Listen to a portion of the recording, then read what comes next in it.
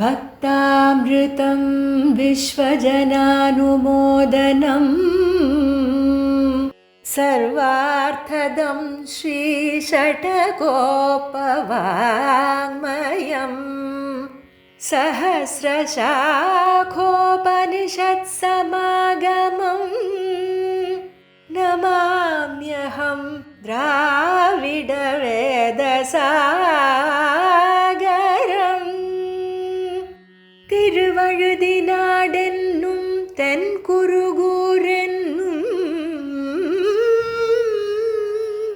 மறுவினியவன் பொருநலென்னும் அருமறைகள் அந்தாதி செய்தான் நடியினையே எப்பொழுதும் சிந்தியாய் நெஞ்சே தெளிந்து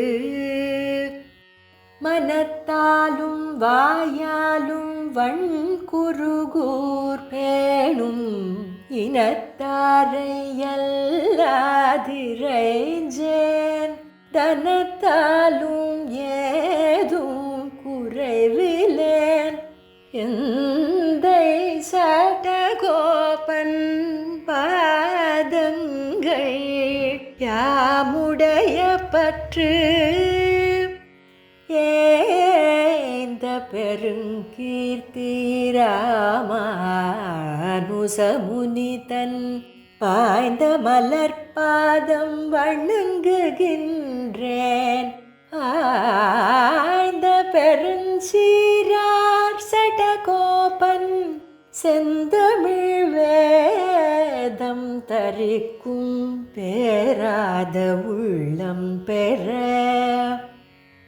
வார்த்தைகளும் சோலை மதிளரங்கர் வண்புகழ் மேல் ஆன்ற தமிழ் மறைகள் ஆயிரமும் ஈன்ற முதல் தாய் சடகோபன் மொயம்பால் வளர்த்த இதத்தாய் இராமானுசன் மிக்க இறை நிலையும் மெய்யாமுயிர் நிலையும் தக்க நெறியும் தடையாகி தொக்கியலும்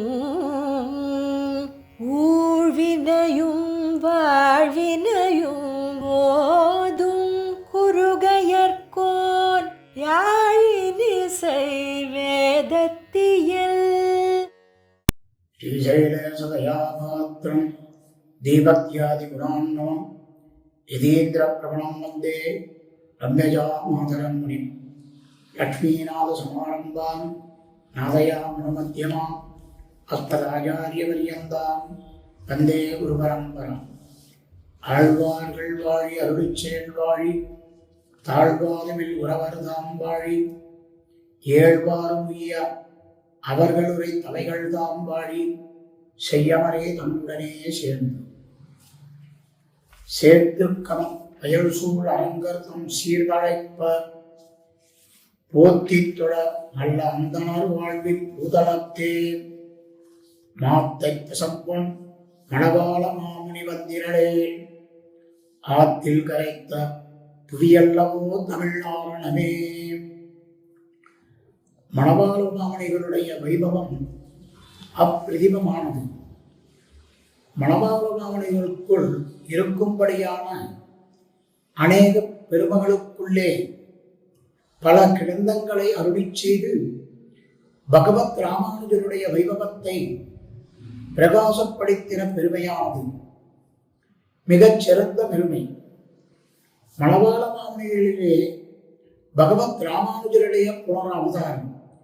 இவர் அனுக்கிரகித்த திவ்ய கிரந்தங்கள், வியாக்கியான கிரந்தங்கள், ரகசியத்திற்கெல்லாம் வியாக்கியானம் அனுகரித்து அருளியிருக்கிறார். மூச்சுப்பிடி, தத்தைத்தியம், ஸ்ரீவச்சன பூஜனம், ஆச்சாரிய ஹிருதயம், இந்த ரகசியங்களுக்கெல்லாம் அவர் வியாக்கியானம் அருளியிருக்கிறார்.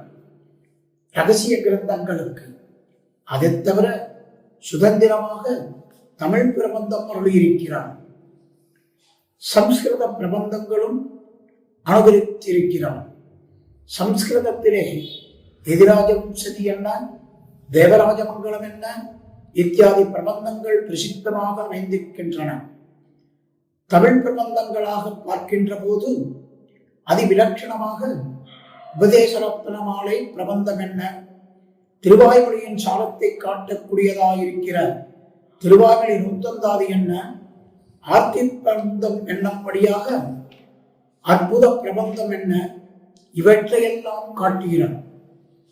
மணவாள மாமுனிகளுடைய முதல் பிரபந்தமாய் அமைந்திருக்கக்கூடியது ஆழ்வார் திருநகிரியிலேயே ஏண்டியிருந்த போது திருவாய்மொழி பிள்ளையின் நியமனத்தாலே ஆழ்வார் திருநகரியில் எழுந்துள்ளிருக்கக்கூடிய பவிஷ்யதாச்சாரியரான ராமானுஜரை துதித்து அற்புதமான ஒரு 20 ஸ்லோகங்களான அடங்கியதான ஒரு கிரந்தத்தை அனுப்பியிருத்தார். அது எதிராஜ வம்சதி என்று காட்டப்படுகிறது. மாமணிகளுடைய சரம பிரபந்தமாக அமைந்திருக்கக்கூடியது கடைசி பிரபந்தமாக அடைந்திருக்கக்கூடியது. அதுவும் கூட ராமானுஜரை பற்றியதாக அமைந்திருக்கிறது. அதாவது ஆர்த்தி பிரபந்தம் ஆக முதலும் ராமானுஜரே, முடிவும் ராமானுஜரே, இடையிலே காட்டப்பட்ட திவ்ய கிரந்தமாய் அமைந்திருக்கக்கூடிய உபதேசரத்தினமாலை, அதிலும் கூட ராமானுஜ வைபவத்தை தான் காட்டுகிறார். எந்த திருவாய் மொழிப்பிள்ளை என்று தொடங்கி எந்த எதிராசர் இன்னொருளுக்கென்னும் இலக்காகி என்று முடிக்கிறார். ஆகவே ராமானுஜருடைய இந்நருளை பற்றித்தான் அதிலும் காட்டியிருக்கிறார். ஆக அப்படி பார்க்கிற போது ராமானுஜருடைய உபாய உபேயம் பாவத்தை காட்டுவதில்தான் மாமுனிகளுக்கும் முழு நோக்கம் அமைந்திருக்கக்கூடியது.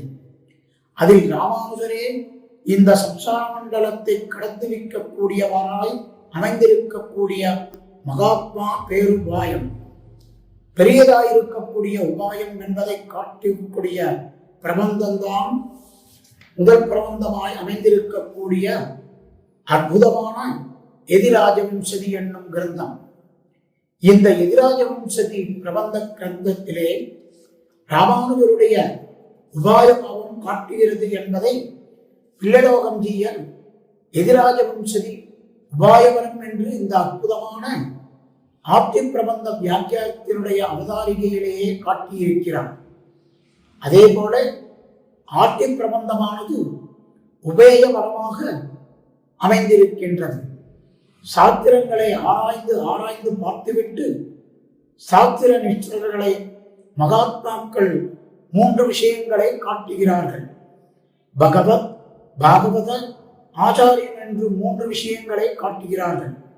அதில் முதல் நிலையிலே இருக்கக்கூடிய அதிகாரிகள் இருக்கிறார்களே, அவர்கள் என்ன காட்டினார்கள் என்றால், பகவானே நமக்கு உபாயம், பகவானே நமக்கு உபேயம், பகவானே நமக்கு பிரபாகம், பகவானே நமக்கு பிராப்தயம் என்று உபாய உபேய பாவங்களை பகவானிடத்திலே காட்டிக் கொடுத்தார்கள். இது திருமந்திரத்திலே சுஷ்டமாக தெரியக்கூடிய அர்த்தம். அதனுடைய சாரத்தை விவரிக்க வந்தவர்களாய் வந்திருக்கக்கூடிய மகனீயர்கள் அதில் முதல் பருவம் ஆக பிரதாபமும் என்று காட்டப்படுகிறது. அடுத்தபடியாக மத்தியம பருவம், பாகவதர்களே அடைவிக்கும்படி வழி அடைந்தால் பெறக்கூடிய பலனும் பாகவதர்களே என்பதே உபாய உபேயமங்களே பாகவதர்களால் காட்டிக் கொடுத்தார்கள் மகனீயர்கள். ஆனால் அந்த பாகவதற்குள்ளே தலைவராயிருக்கக்கூடிய சிறந்தவர்களாயிருக்கக்கூடிய ஆச்சாரியனே உபாயம், ஆச்சாரியனே உபாயம் என்று காட்டப்பட்டு இருக்கிறது. அப்போ இந்த ஆச்சாரியன் இருவராய் அமைந்திருக்கிறார்களே, இருவரென்றால் ஒரு ஆச்சாரியன் நமக்கு மந்திர உபதேசம் பண்ணும்படியான நேரே ஆச்சாரியனே என்று சொல்லப்படுவனாய் இருக்கிறார். மற்றொரு ஆச்சாரியன் நம்மை கைதூக்கி விடுகிற ஆச்சாரியன் ராமானுஜன். நம் ஆச்சாரியன் நமக்கு ராமானுஜருடைய சம்பந்தத்தை உண்டாக்கி கொடுக்க அந்த ராமானுஜர் நமக்கு மோட்சத்தை கொடுக்கிறார். ஸ்ரீ விஷ்ணுலோக மணிமண்டப மார்க்கதாயே என்று காட்டப்படுகிறார். அப்படி இருக்கக்கூடிய அந்த ராமானுஜ வைபவத்தை பார்க்கிற போது ராமானுஜரே உபாயம், ராமானுஜரே உபேயம். நம் ஆச்சாரியன் யார் என்று கேட்டால் உபாயமான ராமானுஜரோடு நமக்கு ஒரு சம்பந்தத்தை ஏற்படுத்தி கொடுக்கிறவர்.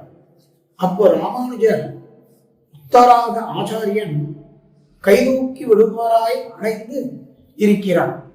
ராமானுஜர் நம்மை கரையேற்றி விடுவராய் அமைந்திருக்க சம்சார பிறவிக்கடலை தாண்டி வைப்பவராய் ராமானுஜர் அமைந்திருக்கிறார். அந்த ராமானுஜரோடு சம்பந்தத்தை ஏற்படுத்தி கொடுக்கக்கூடிய உபாகராக ஆச்சாரியன் நமக்கு மந்திரோபதேசம் பண்ணும்படியாக ஆச்சாரியன் என்று காட்டப்படுகிறது. அதற்கு அனுகூலமாக பார்க்கும்போது அந்த ராமானுஜருடைய உபாய பாவத்தை மாமுனிகள் எதிராஜ வம்சதி கிரந்தத்திலே காட்டிக் கொடுத்து இந்த ஆர்த்தி பிரபந்தமான திவ்ய கிரந்தத்திலே ராமானுஜருடைய உபேய பாவத்தை காட்டிக் கொடுக்கிறார். அது இன்றைய தினம் நாம் அனுபவிக்கக்கூடிய விஷயம். ஸ்ரீமத் வேதமார்க்க பிரதிஷ்டாபனாச்சாரிய உபே வேதாந்தாச்சாரியராய் எழுந்தருளிருக்கும் ஸ்ரீமத் பரமஹம்ச பரிவராஜராய் எழுந்தருளிருக்கும் எதிரி எதிராஜ ராமானுஜஜீய சுவாமியின் கிருபையினாலும் எம்போபி சாட்டியைச் சேர்ந்த மகளிர்களுடைய ஒரு நியமனத்தாலேயும் அந்த ஆர்த்தி பிரபந்தத்திலே ஒரு 5 பாசுரங்களுடைய அர்த்தத்தை இந்த போற்றியிலே அடியேன் விண்ணப்பம் பண்ணுகிறேன். அதற்குண்டான ஒரு விஷயத்தை திருவேங்கடமுடையான் திருவடி தாமரையிலேயும் அஸ்பத் ஆச்சாரிய திருவடி தாமரைகளிலேயும் பிரார்த்தித்துக் கொண்டு விஷயத்தை துவங்குகிறேன். அடியனுக்கு கொடுக்கப்படவிருக்கிறவுடைய 5 பாசுரங்கள் ஆர்த்தி பிரபந்தத்திலே அமைந்திருக்கக்கூடிய 56வது பாசுரம் தொடங்கி 60வது பாசுரம் பரியந்தமாக 5 பாசுரங்கள் ஆர்த்தி பிரபந்தத்திலே மொத்தமாக 60 பாசுரங்கள் அமைந்திருக்கின்றன. அதில் கடைசி 5 பாசுரங்களை அடியேன் விண்ணப்பிக்கிறேன். விண்ணப்பிக்க வேண்டும் என்று பெரியோர்களுடைய நியமனம். அந்த நியமனத்துக்கு அனுகூலமாக சில விஷயங்களை விண்ணப்பிக்கின்றேன். இதற்கு முன் பாசுரத்திலே மாமுனிகள் காட்டிக் கொடுத்திருக்கிறார் மதுரகவி சொற்படியே நிலையாக பெற்றோம் என்று. மதுரகவி ஆழ்வார் சொற்படி எது என்று கேட்டால் ஆச்சாரியரான நம்மாழ்வாரே உபாயம், அவருக்கு ஆச்சாரியரான நம்மாழ்வாரே உபேயம் அவருக்கு என்று காட்டப்பட்டிருக்கிறது.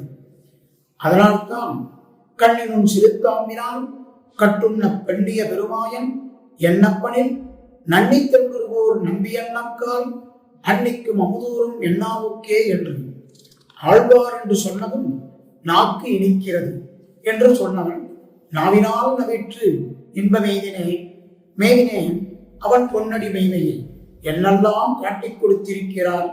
ஆகவே எல்லா கழித்தாலும் எல்லா உறவுமுறையும் அவருக்கு அமைந்திருக்கக்கூடியவர் மதுரகவி ஆழ்வாருக்கு நன்மாழ்வாரே என்று காட்டியிருக்கிறார்.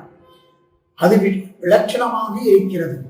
அப்படிப்பட்ட விஷயத்தை பார்க்கிற போது என்று மதுரகவி ஆழ்வார் தம்முடைய ஆச்சாரியரே உபாய உபேயம் என்று காட்டிக் கொடுத்திருக்கிறாரே, அதே போலதான் மாமணிகளும் கூட ஆச்சாரியனே உபாய உபேயம் என்று காட்டியிருக்கக்கூடிய நிலை.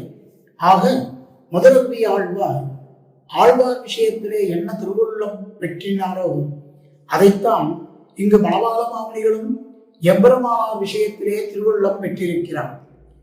இந்த 56வது பாசுரத்திலே ஆழ்வார் திருவடிவாரங்களிலே மதுரகவி ஆழ்வார் கைங்கரியத்தை விரும்பினார், ஆசைப்பட்டார். அதுபோல எம்பெருமானார் திருவடிவாரங்களிலே கைங்கரியத்தை ஆசைப்படும்படியான பாசுரமாக அமைந்திருக்கிறது.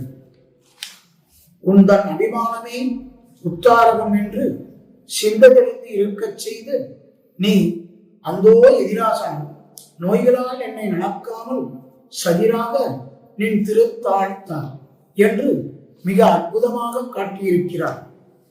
இப்பொழுது ஆச்சாரியராய் அமைந்திருக்கக்கூடிய ஆச்சாரிய சார்வபூமராய் அமைந்திருக்கக்கூடிய ராமானுஜருடைய அபிமானமே உத்தாரகம்.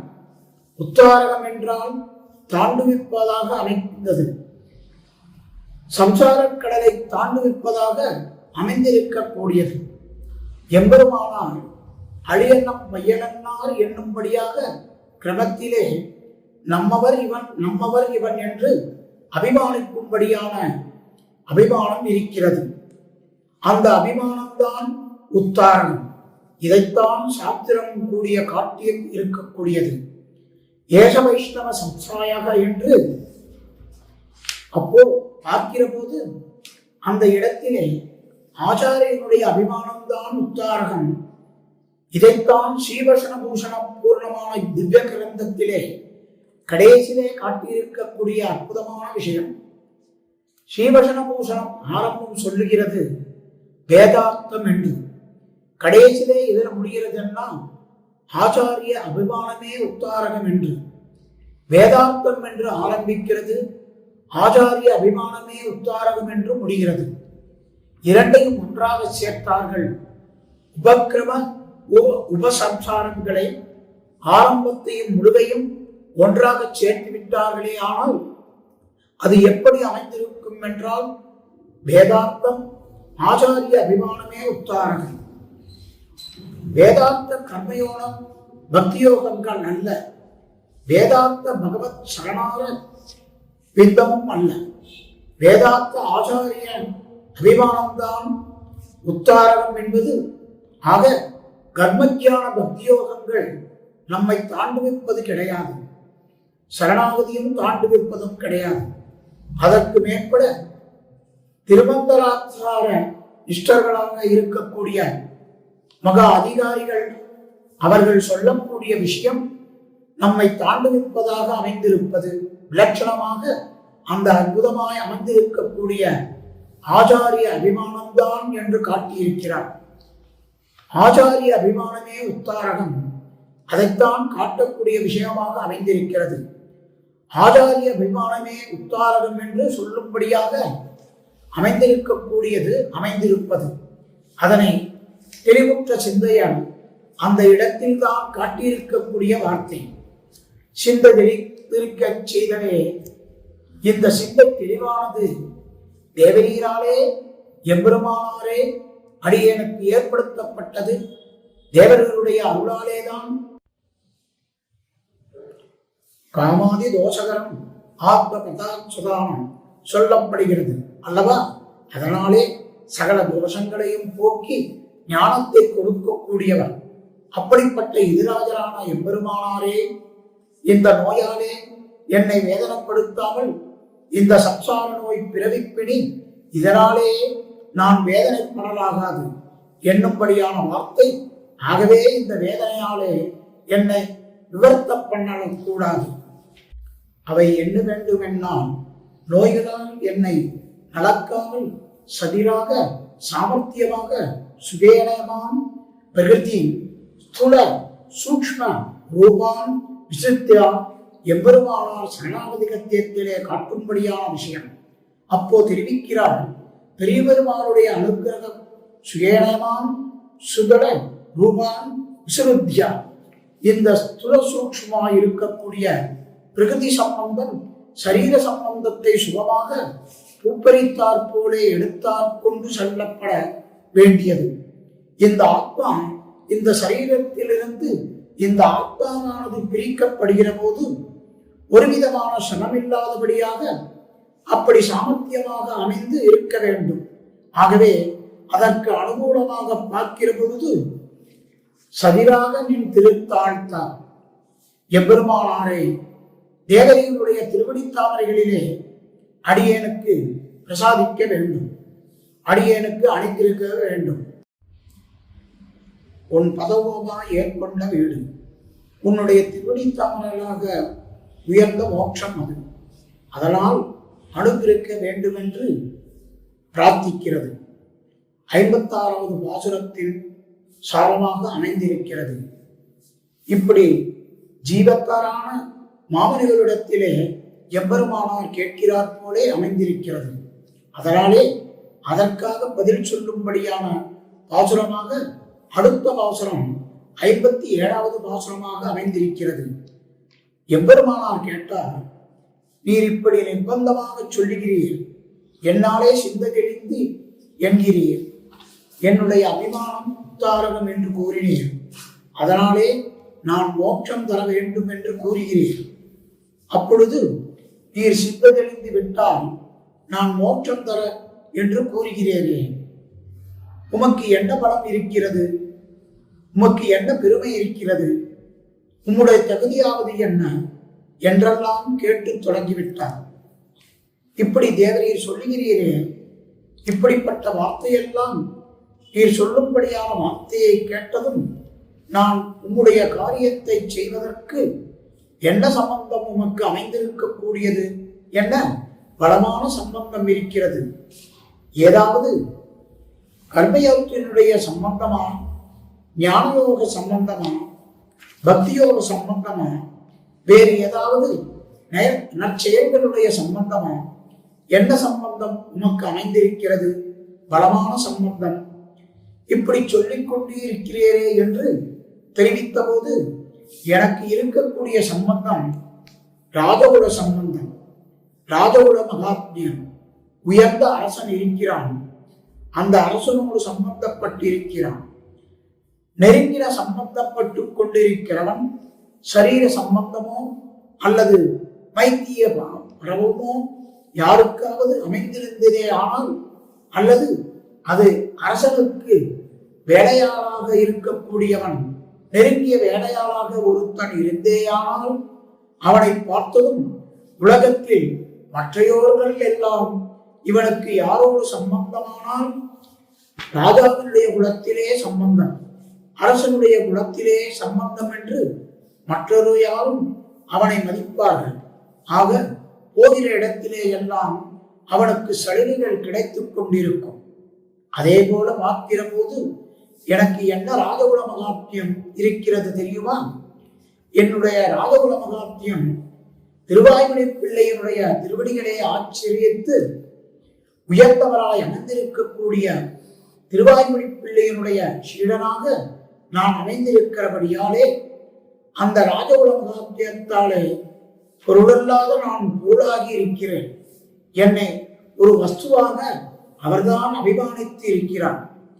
அப்படிப்பட்டவர் என்னுடைய அடியேனுடைய விசேஷமாக அமைந்திருக்கக்கூடிய பாவங்களை எல்லாம் போக்கும்படியாக, தேவர்களுடைய கிருபை எனக்கு கிடைக்கும்படியாக அடியேனுடைய சுத்தமாய் அமைந்திருக்கக்கூடிய ஜல்பேதத்தை தேவரீர் செவிசாய்த்து கேட்கும்படியாக சொல்றான்.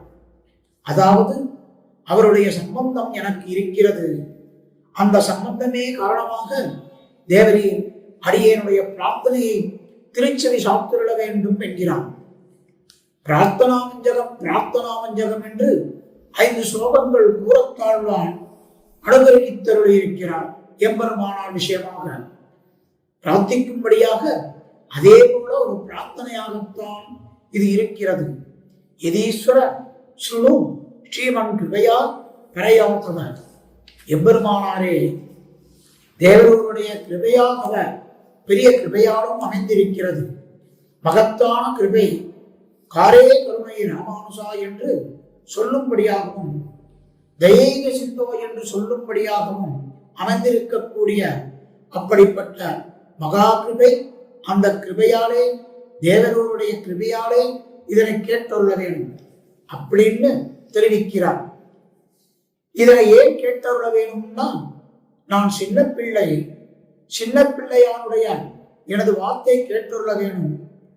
முக்த சல்பிதம், சிறு குழந்தைகள் என்னென்னமோ வார்த்தைகள் சொல்லுவார்கள், அதனால் பெரியவர்கள் ஆனந்தமாக கேட்பார்களே, அதே போல தேவர்களுடைய குழந்தையைப் போல இருக்கிறேன் அடியேன்.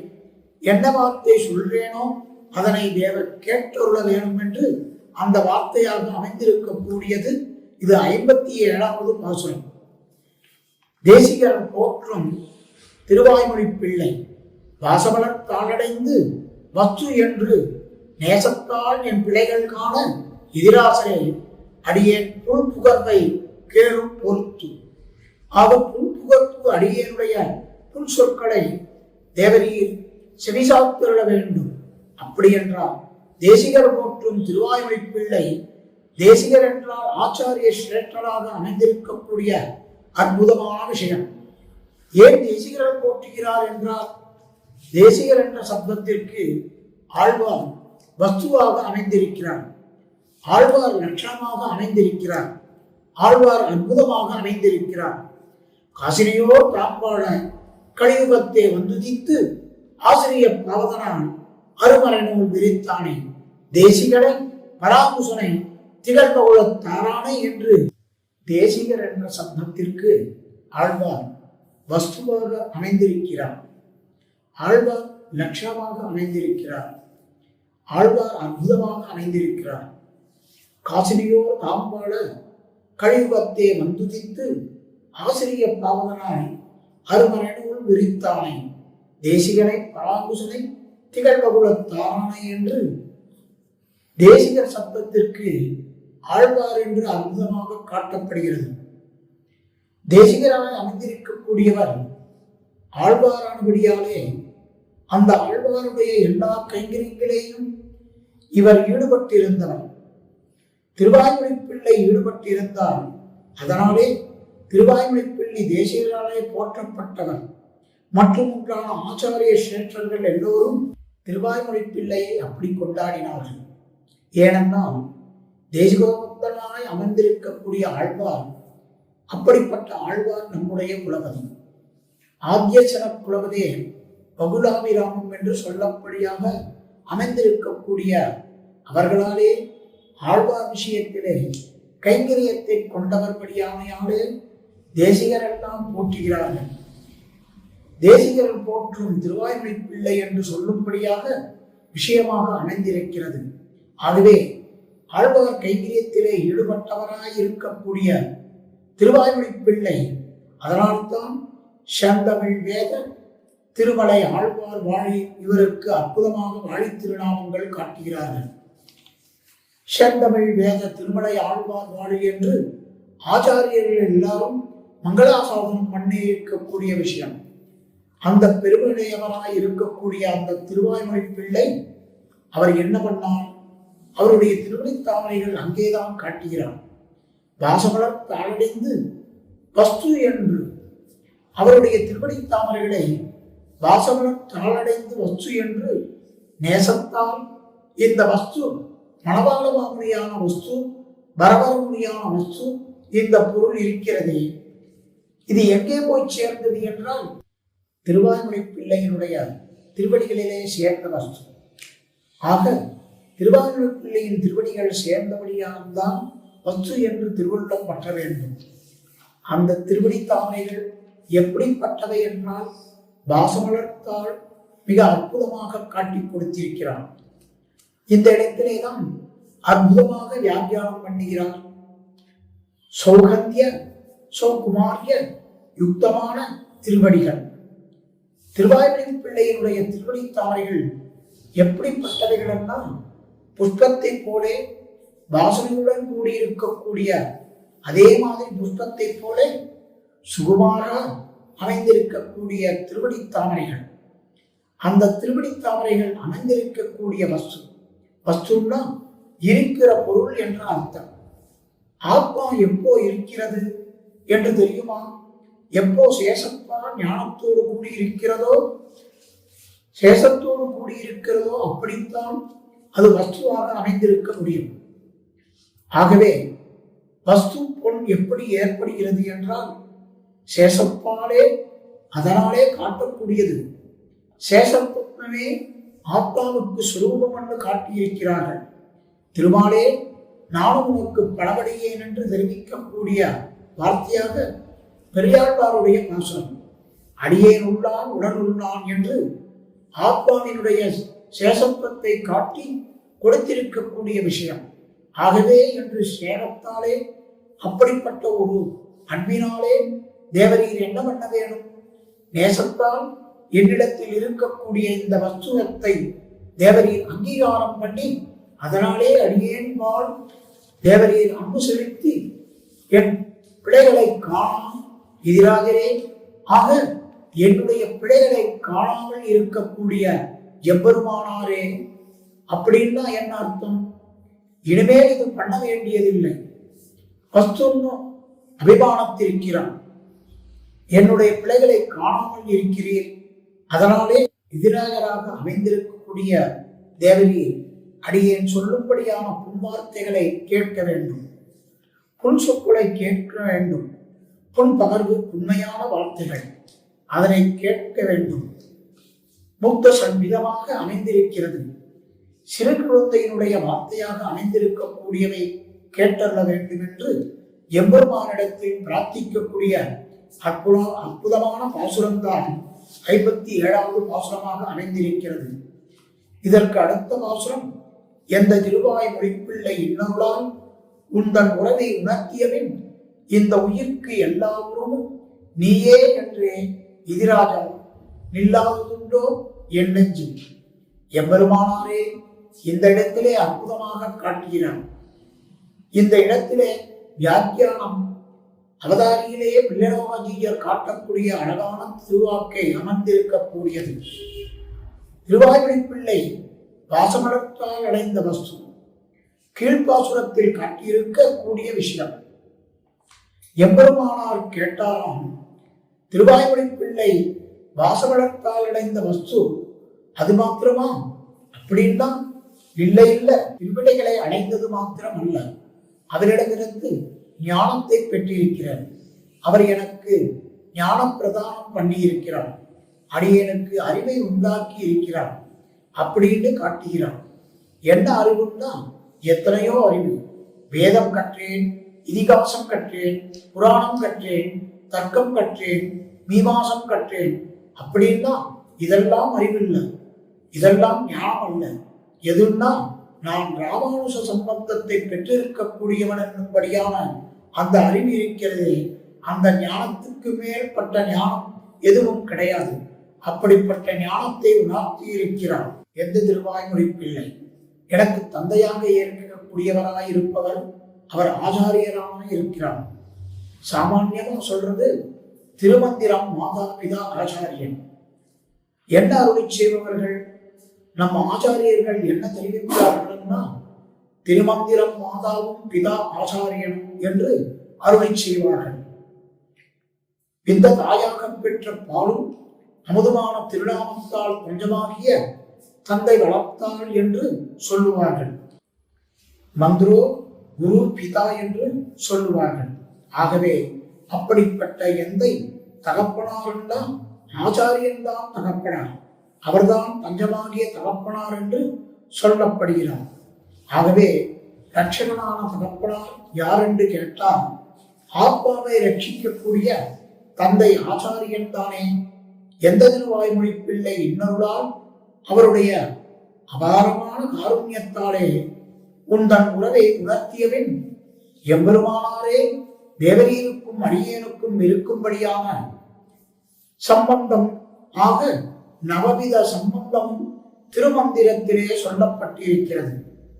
அத்தனை சம்பந்தமும் ராமானுஜரோடு நமக்கு திருமந்திரத்திலே பகவானோடு நமக்கு 9 சம்பந்தங்கள் என்று சொல்லப்பட்டது. இல்லை இல்லை, எம்பெருமானோடு நமக்கு இருக்கக்கூடிய சம்பந்தம் பிதாக ரட்சக கேசகி பக்தே நேயகா பக்தா நேயகா ரமாவதிகி சுவாமி ஆகாரம் மாமாத்மச போக்தச ஆத்திய மனோபதி என்றும்படியான இந்த அர்த்தங்கள் காட்டப்பட்டிருக்கக்கூடியது. அந்த உணர்வை திருவாய்மொழி பிள்ளை உணர்த்தினார். ராமானுஜனோடு எல்லா விதமான சம்பந்தமும் நமக்கு அமைந்திருக்கக்கூடியது என்பதை திருவாய்மொழி பிள்ளை அத்தியாதித்யவனம் பற்றி எனக்கு உணர்த்தியபின் அந்த ஞானத்தை கொடுத்து அதாலே அவர் ரட்சித்தபின் இந்த உயிர்க்கு எல்லா உறவும் நீயே என்றே எதிராஜா ஆக அந்த உறவு உணர்த்தும் இந்த உயிர்க்கு எல்லா உறவும் ஆழ்வாருக்கு எல்லா உறவும் என்று காட்டினார். சேழைய கண்ணியரும் பெருஞ்செல்வமும் நம் மக்களும் மேலா தாய் தந்தையும் அவரே இனி ஆவாரே என்று காட்டப்படக்கூடியது. பகவான் ஆழ்வாருக்கு எல்லா புறமும், மதுரவி ஆழ்வாருக்கு அன்னையாய் அத்தனாய் என்னை ஆண்டிடும் தன்மையான் ஷடவோமன் என்னம்பியே என்று ஆழ்வார்தான் எல்லா புறமுமாக மதுரகவி ஆழ்வாருக்கு அமைந்திருக்கிறார். அதே போல ராமானுஜரும் கூட எம்பெருமானாருக்கும் கூட எல்லா புறமும் மாதா பிதா யுவதய ஸ்தனயா உபூதி சர்வம் ஜெதேவ நியமேன மதநயானம் ஆத்யசன குலகதே எனும் சொல்லும்படியாக இந்த ஸ்லோகத்துக்கு அனுகூலமாக எம்பெருமானாருக்கும் எல்லா புறமும் ஆழ்வாரே என்று காட்டக்கூடியது. மணவாள மாமுனிகளுக்கு எல்லா புறமும் எம்பெருமானாரே தான் அமைந்திருக்கக்கூடியவர் என்று அதை தெரிவித்திருக்கக்கூடியது. அதனாலே எல்லா புறமும் தேவரீர் தான், நவவித சம்பந்தமும் தேவரீர் விஷயமா என்று தெரிவித்திருக்கக்கூடியது. ஆகவே இந்த உயிர்க்கு எல்லா புறமும் நீ என்று எதிராஜா நில்லாதுண்டோ என்னெஞ்சி, என்னைக்காவது அப்படி நினைக்காதிருக்குமாம். எல்லா நாளும் இதையே நினைத்துக் கொண்டிருக்கும், அதிலே நிலையில்லாதிருக்கும் இருக்குமதுண்டோ என்னுடைய மனசு. நிலை இல்லாதிருக்காதே. தந்தை நற்றாய் தாரம் தனையர் பெரும் செல்வம் என்றனக்கு நீயே. ஆக தகப்பனாரும் நீதான், நல் தாயும் நீதான், தாரமும் நீதான், தனையர்களும் நீதான், பெரும் செல்வமும் நீதான். ஆக எல்லாம் எனக்கு. வாசுதேவ சர்வம் என்னும் ஒரு பக்தன் இருக்கிறான். ராமானுஜக சர்வம் மமா, ராமானுஜர் தான் எல்லாம் எனக்கு சொல்லக்கூடியவராய் அமைந்திருக்கிறது என்னும் அல்லவா சுற்றமுமாகிய என்னும் அப்படித்தானே நான் அமைந்திருக்கிறேன். வேறொரு விதத்திலே நான் இருப்பதில்லை என்று காட்டியிருக்கிறார் 58வது பாசுரத்தில். 59வது பாசுரத்திலே எம்பெருமானாரே தேவரீருடைய திருவடி தாமரைகளிலே அடியேனுக்கு இருக்கும்படியான சம்பந்தத்தை உணர்த்தி இருக்கக்கூடிய அந்த ஞானம் இருக்கிறது. ஆகவே அப்படிப்பட்ட எனக்கு நன்மையை செய்யக்கூடியவராய் அமைந்திருக்கிறார் பெரிய பெருமான்.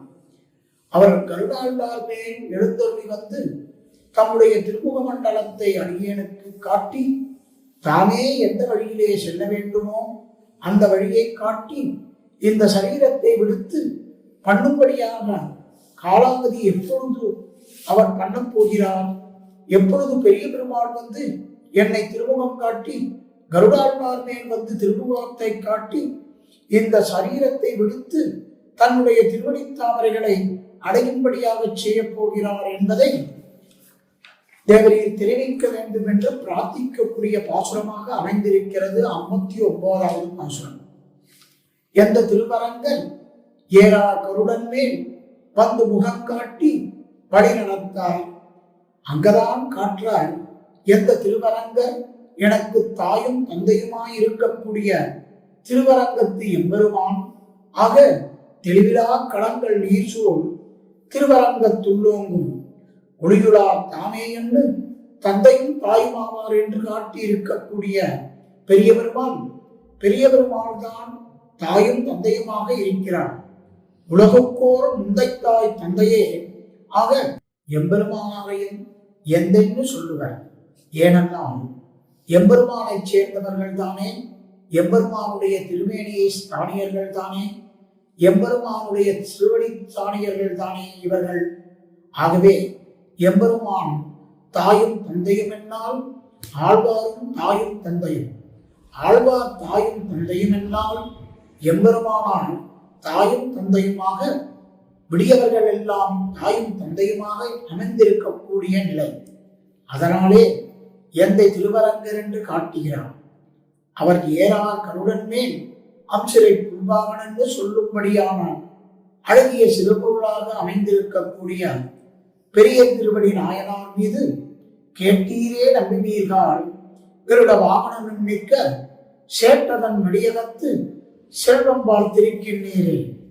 புலரையன் கோயில் வெள்ள வினிசங்கின் பேரரவம் கேட்டிலையோ இத்தியாதி எல்லாம் பார்க்கிற பொழுது பொழிந்த கருடன் மேல் கொண்ட கரியான் என்று தெரிவிக்கக்கூடியவராய் இருக்கிறார்.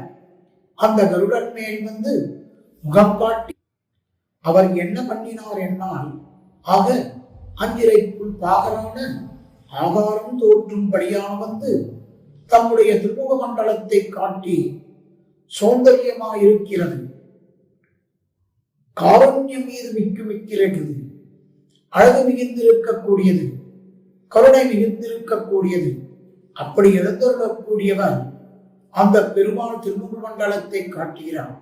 ஆனால் அதுக்கு முன்னாலே ஏறா கருடலும் மேல் என்று கருடாளனுக்கே அமைந்திருக்கக்கூடிய சௌந்தரியம் என்ன, லாவண்யம் என்ன, வீரம் என்ன, எல்லா விதமான வைபவங்களும் இருக்கக்கூடிய அந்த பெரிய திருப்படிய நாயனார் அந்த கருடாழ்வான் அவர் மீது ஏறிக்கொண்டு எழுந்தொருளி என்ன பண்ணினானோ, எப்ப வருகிறார் அந்த கருடாழ்வார் மீது வந்து நம்முடைய சரீரத்தை விநியோக சமயத்திலே, சரீரம் விடுகிற காலத்திலே நமக்கு வேண்டும்படியாக அமைந்திருக்கக்கூடிய நாமும் அந்த திருமுக மண்டலத்தை சேவிக்கிற போதே அந்த எம்பெருமான் தான் அற்புதமாக கஸ்தூரி திருவன்காப்பு சாட்டிக் கொண்டு இருக்கின்றாரே, அந்த திருநாமத்தை காட்டிக்கொண்டு அந்த திருநாமத்தை சேவை சாதித்துக் கொண்டு நல்கதிர் முத்த வெண்ணகை செய்யவாய், ஆக நல்கதிர் முத்த வெண்ணகை செய்யவாய்,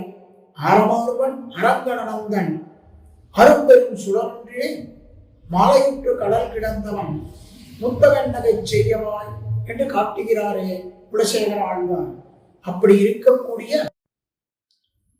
அற்புதமான சிரிப்பும்படியான சிரிப்பு, அதைத்தான் முகம் காட்டுதல்னு அபிமதசனன் தசனாந்த வேதத்தாலே விண்ணும் விழும்படியான அந்த மந்தகாசம், அந்த மந்தகாசத்தை உடைத்தாய் இருக்கக்கூடிய ஒளிமதிசேர் அத்தோடு கூடியதாய் அமைந்திருக்கக்கூடிய அற்புதமான திருமுக மண்டலம்.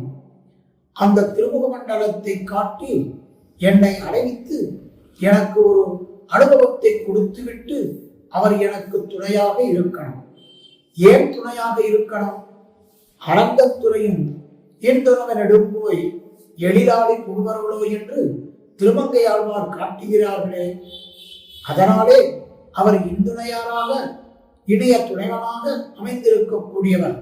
அப்படிப்பட்டவர்தான் என்ன பண்ண வேண்டுமோ அவர் வழி நடத்த வழியில்லாமல் சூழ்விசும் பணிவுகளிலே சொல்லப்பட்டதாய் அமைந்திருக்கக்கூடிய கௌசிக உபனிஷத்திலே சொல்லப்பட்ட இருப்பதாய் இருக்கக்கூடிய அந்த அச்சிசாத மார்க்கத்தாலே வழிநடத்த வேண்டும், என்னை அழைத்து செல்ல வேண்டும். ஆக அச்சிதாதான் மார்க்கத்தாலே என்னை அழைத்து சென்று, அதுவும் எப்படி அழைத்து செல்கிறானோ, வராக பெருமான் தெரிவித்திருக்கிறார். தாய் அழைத்து செல்கிறோம்னு ஸ்திதே மனசி சுஸ்வஸ்தே சரீரே சதியோ நயகம் தாதுசாமியே சிதே சமர்த்தான் விஸ்வரூபஞ்சம் அம்மசம் ததஸ்தம் பிரியமானம் து காற்றபாஜன சன்னிமம் அகம் சுராமி மத்யம் நயாமி பரமாம் கதிம் என்று அற்புதமாக தெரிவித்திருக்கக்கூடிய திருவாக்கு நயமி நானே அவனையே கைப்பிடித்து சொல்கிறேன். சரணாகதி நிஷ்டனான சீதாரியை நான் கைப்பிடித்து பரமபதத்துக்கு அழைத்துச் செல்கிறேன் என்று பெருமாள் தான் தெரிவித்தான். அப்படிப்பட்ட நிலையிலே அந்த எம்பெருமான் அவருக்கு சொன்னார் போலே, வராகநாயனார் சொன்னார் போலே, ஒரு சரணாகதி நிஷ்டனுக்கு அதே மாதிரியாக என்னை அவன் வழிநடத்தின்படியாக நடத்த மனனம் பண்ணி தேவரீர் ஆணை சங்கல்பிக்க வேண்டும். அப்போ சிந்த செய்து தேவரீர் சிந்த செய்ய வேண்டும். ஆக பெரிய பெருமான் இந்த மணவாள மாமணிகளை கைப்பிடித்து வழிநடத்த வேண்டும் என்று தேவரீர் சிந்த செய்ய வேண்டும். சிந்த செய்து இப்பொல்லா உடம்புதனை போக்குவது என்னாலோ என்ற தினத்தில் இந்த பொல்லாத சரீரம் பொய் நின்ற ஞானமும் பொல்லா உருக்கும் அழுக்குடம்பும் இன்னின்ன நீர்மை என்று சொல்லும்படியான ஆக இந்த சரீரம் இருக்கிறதே, தீண்டா ஒழுங்கும் சென்னியரும் செய்யும் நரம்பும் தெளி திசையும் வேண்டா நாற்றமிகு உடலை என்னும்படியான இந்த பொல்லா உடம்புதனை போக்குவது என்னால்களோ பாஞ்சரூபமாக இருக்கக்கூடிய சரீரம், பிரகாரமான சரீரம், இந்த சரீரத்தை இன்றைய தினம் போக்கப் போகிறீரோ அந்த நாள் என்று வருமோ என்று சொல்லாய் தேவரீர் சொல்ல வேண்டும். நாள் குறித்து கொடுக்க வேண்டும். பரதாழ்வாருக்கு நாள் குறித்து கொடுத்தான் ராமபிரான் 14 வருஷங்கள். அதே போல எனக்கு நாள் குறித்து கொடுக்க வேண்டாமா என்று கேட்கும்படியான விஷயமாக அமைந்திருக்கிறது சொல்லாய் எதிராஜா. சூழ்ந்து என்று அற்புதமாக 59வது பாசுரத்திலே மாமுனிகள் எம்பெருமானார் இடத்திலே பிரார்த்தித்திருக்கிறார். இனி ஈற்று பாசுரம் கடைசி பாசுரமாக அமைந்திருக்கக்கூடியது, அற்புதமான பாசுரமாக அமைந்திருக்கக்கூடியது. பரதாழ்வானுக்கு நாள் அவதியிட்டு கொடுத்தார் போலே கொடுக்க வேண்டும் என்று சொன்னான். அதற்கு மேற்பட அவருக்கு ஒன்று தோன்றிற்று. பரதாழ்வான் எம்பெருமான் எப்ப வருவானோ என்று துடித்துக் கொண்டிருந்தார். ஆனால் நமக்கு பலம் கிடைக்க வேண்டுமே என்று நாம் எண்ணத்துக்கு துடிக்க வேண்டும். பலம் நிச்சயம். எப்படி பலம் நமக்கு நிச்சயமாகிவிடும்? அப்படின்னா நம் பேற்றுக்கு நாம் துதிக்க வேண்டுமோ? நம்முடைய பலனுக்கு நாம் துடிக்க வேண்டுமோ? துடிக்கவே வேண்டாம். பெரிய பெருமாள் தான் எம்பெருமானாருக்கு ஒரு விதமான உத்தரவாதம் அளித்திருக்கிறார். என்ன உத்தரவாதம் என்ன? பெரிய பெருமாள் எம்பெருமானாருக்கு பண்ணி இருக்கக்கூடிய பேர்கள், எம்பெருமானாருக்கு என்னென்ன பேர்கள் பண்ணி கொடுத்தார் அற்புதமாக பார்க்கணும். மாமுனிகளுக்கு பெரிய பெருமாள் திருவரங்கத்து பெருமான் பண்ணி கொடுத்த பேர்கள் கீழே தெரிவித்திருக்கிறார். தென்னரங்கர் சீரருளுக்கு இலக்காக பெற்றோம், திருவரங்கம் திருப்பதியே விருப்பாக பெற்றோம், மன்னிய சீர் மாறன்களை உணவாக பெற்றோம், மதுரவி சொற்படியே நிலையாக பெற்றோம், முன்னவராம் நிற்குறவர் மொழிகள் உள்ள பெற்றோம், முழுது நமக்கு அவை முழுது போக்காக பெற்றோம், பிள்ளை ஒன்று தனில் நெஞ்சு பேராமல் பெற்றோம், பிறர் நீக்கும் போராமை இல்லா பெற்றோம். பெற்றோம் என்று சொல்லுகிறார்.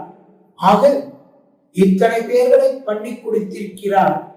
ஆகவே அப்படி இருக்கிற போது எம்பெருமானாருக்கு பெருமாள் பண்ணி கொடுத்த பேர் இருக்கிற போது நமக்கு எம்பெருமானார் அந்த பேற்று தரமாட்டாரா?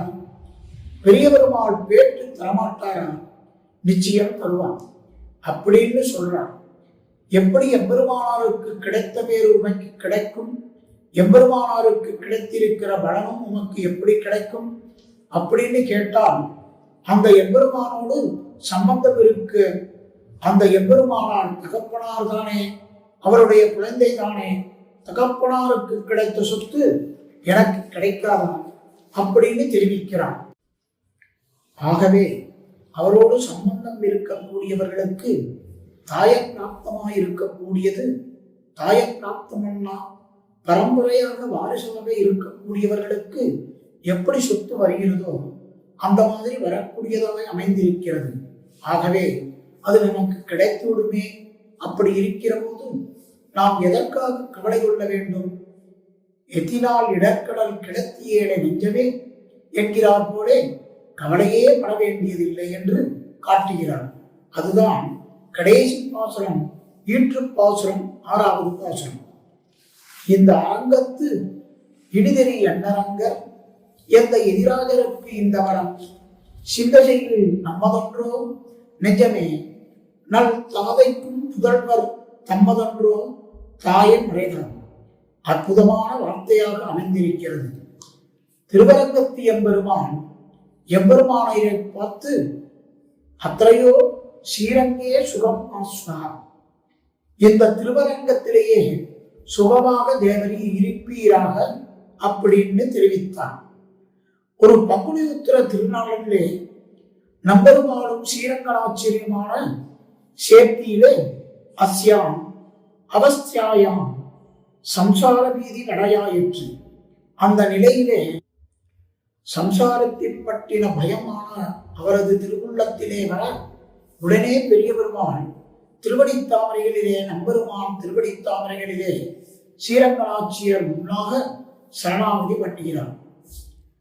பகவன் நாராயணன் அபிமதானு ரூப ஸ்வரூப ரூப குணவைசல்யா என்று இத்தியாதி வாக்கியங்களாலே அப்படி இப்படி சரணாகதி பண்ணுகிற போது எம்பெருமானாருக்கு பெரிய பெருமான் நியமித்த நியமனம் நம்பெருமான் நியமித்த நியமனம் அமைந்திருக்கிறது. அதுதான், அதாவது அத்தனை இவர் ஸ்ரீரங்கேஸ்து சுகமாஸ்துவ சரீரபாதம் வரை சரீரம் விழுகிற வரைக்கும் இந்த திருவரங்கத்திலேயே இனிதாக நீர் இருப்பீராக என்று அரங்கன் திருவரங்கத்து எம்பெருமான் அவர் எந்த எதிராஜருக்கு இந்த வரம், எங்க தகப்பனார் என்னுடைய சுவாமியாய் இருக்கக்கூடியவர் எதிராஜர் எம்பெருமானார் அவருக்கு கொடுத்ததாய் அமைந்திருக்கக்கூடியவை வரமானது. சிந்தசையில் அவை யோஜனை பண்ணுவாமையானால் நாமும் அதை பற்றி யோஜனை பண்ண முற்பட்டமையானால் என்ன ஆகும்னா, அந்த இடத்தில் எம்பெருமானார் என்னென்ன சொல்லியிருக்கார், அப்படி சொல்லியிருக்கிற விஷயம் நித்திய கிங்கரோப வீச்சதி. ராமானுஜரே, நீர் இந்த சரீரம் விட்டதேயானால் பரமபதத்திலே எனக்கு நித்திய கைங்கிரியனாய தொடர்ந்து குற்றேவன் செய்பவனாக தேவரீர் அமைந்திருக்கப் போகிறேன். மாதே மூதசிய சம்சயம், இதில் சந்தேகமே கிடையாது என்று சொல்லிவிட்டான். அந்த எம்பெருமான் அமைந்திருக்கிறானே, அப்படிப்பட்டவனுடைய வார்த்தைகள் ஒரு நாளும் பொய்க்காது. அனுதம் நோக்கம் குருவர்மை அசவசிய கதாச்சனம் ராமோ திருநாதி மாசதே, என்னால் பொய்யா பேசப்பட்டது கிடையாது. ராமன் 2 வார்த்தை பேச மாட்டான் என்று சொல்லும்படியான வார்த்தையாக இருந்து அதற்கு பிறகு ஸ்ரீ ராமசர்ம ஸ்லோகம் என்ன, அதே போல கிருஷ்ண சர்ம ஸ்லோகம் என்ன, இவற்றையெல்லாம் எடுத்து உதாகரித்து பெருமாள் தாமே தெரிவிக்கக்கூடிய வார்த்தை இது.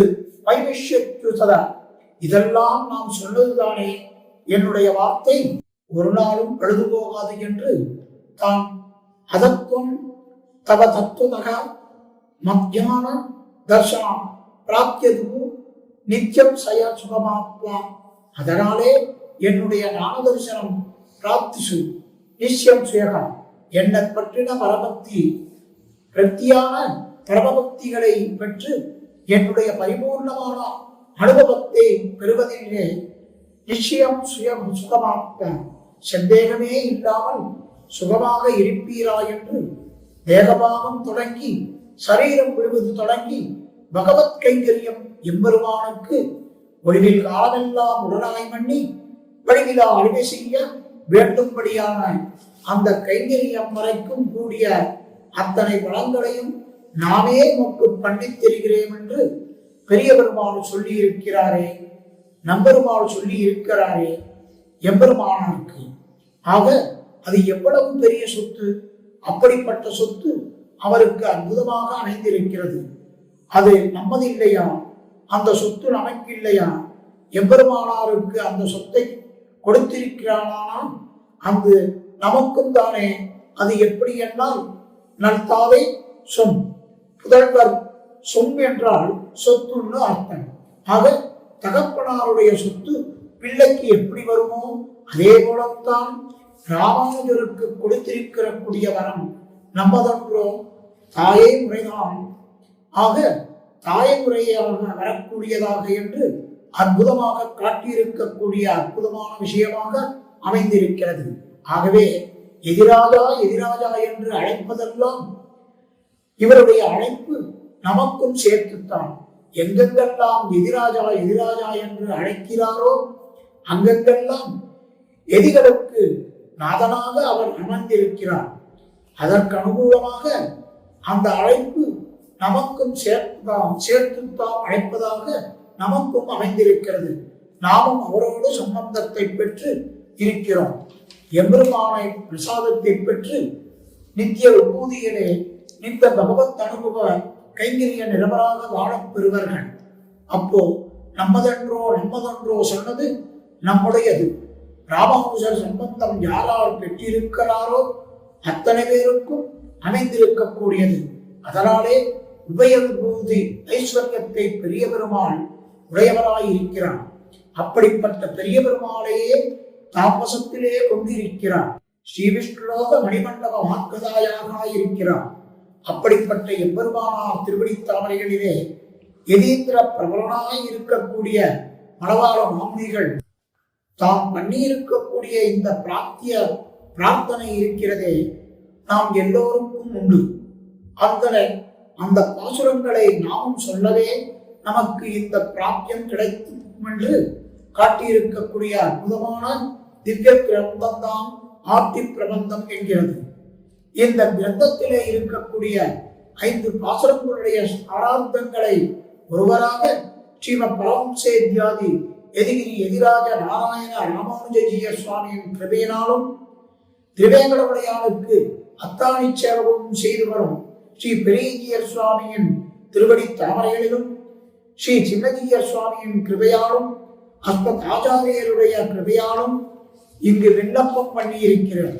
இப்படிப்பட்ட வாய்ப்பை கொடுத்த எம்ஓபி சாட்சியை சேர்ந்த மகளியர்களுக்கு வாழி வாழி என்று பல்லாண்டு பாடிக்கொண்டு அணைகின்றேன். ஸ்ரீகாந்தாய கல்யாண நிதியே நிதியேத்தினாம் ஸ்ரீவேங்கட நிவாசாய ஸ்ரீனிவாசாய மங்களம்.